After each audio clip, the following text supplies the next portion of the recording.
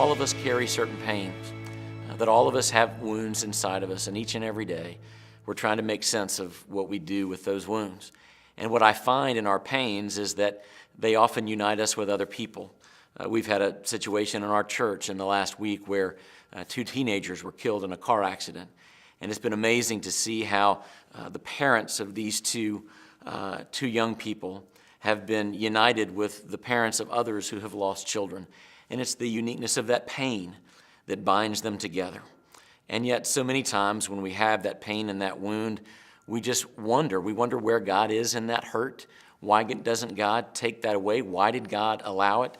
I think it's important for us to wrestle and think about, to try to think through what do we do with the pains of our lives?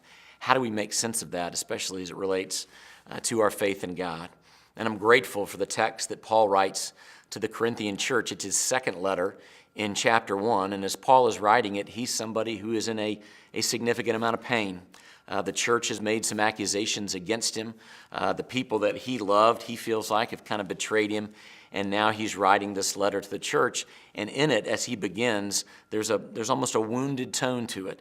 He understands what it is to be in pain, and he writes the letter, and he starts to talk about the comfort that he's received from God. And I guess that's one of the most important things that we can recognize, is that in this world, we are going to have pains.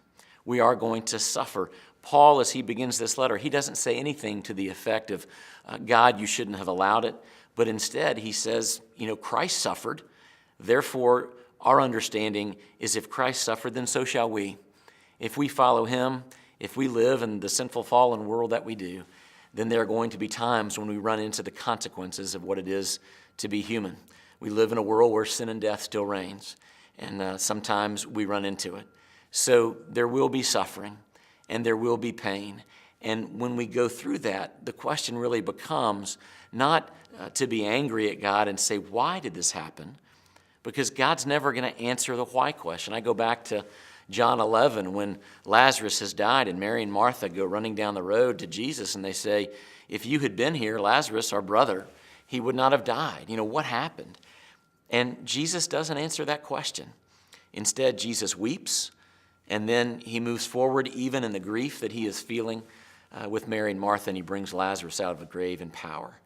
And so we recognize that, yes, we're going to suffer, but we don't suffer alone. We suffer in the context of our faith and our hope that's been revealed to us in Christ, because he has power over sin and death. And he's never going to waste the pain and the wounds that we experience in this life.